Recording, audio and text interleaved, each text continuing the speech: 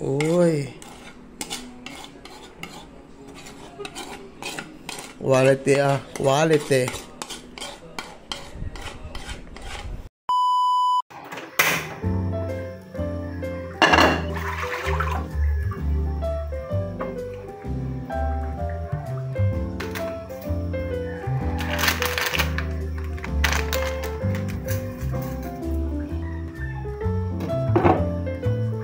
Ito yung air pig na gagawin nating version. Digiliw ng tinakdakan.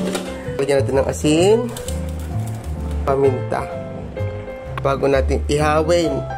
At dahil wala tayong ihawan at uling, sa ng ating karni, ating air fryer.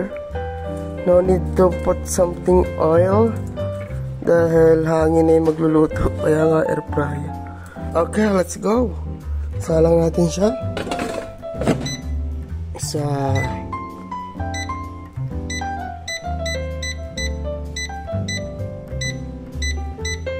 200, tapos ilang minuto, mga 15 minutes. Go. Check natin. Konti pa, isa pang 15 minutes. Ito yung mga sangkap na gagamitin natin: sibuyas, pipino, ito ay inang. Yan, giliw. Ako na ito. Atin ang gagayatin. Palamigin muna natin. Dinakdakan, alasisig.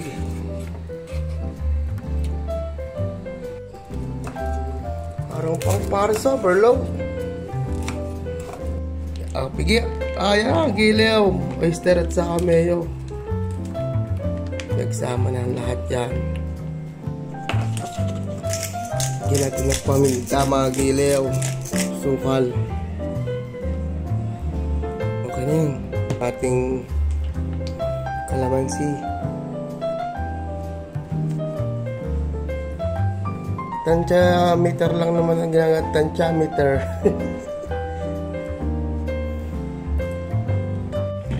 Yeah, mekos na yun, mga giliw. Masarap niyan eh, may atay pa ng manok eh, wala ako ngayon. Mga giliw, pag nahalo nyo na yan, tataktak nyo na dito. Sibuyas, chilies, saka yung ating pipino. Bago nga nilalagay na yung ating dressing na yan. Yan, lalagay na, mga giliw. Wow! Uy! Quality quality. Yan na. Hahaluin na po, mga giliw.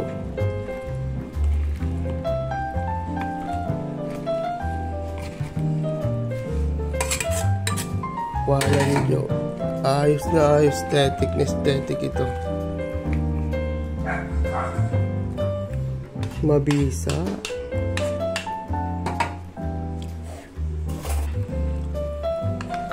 Ayos na. Bahala ka na.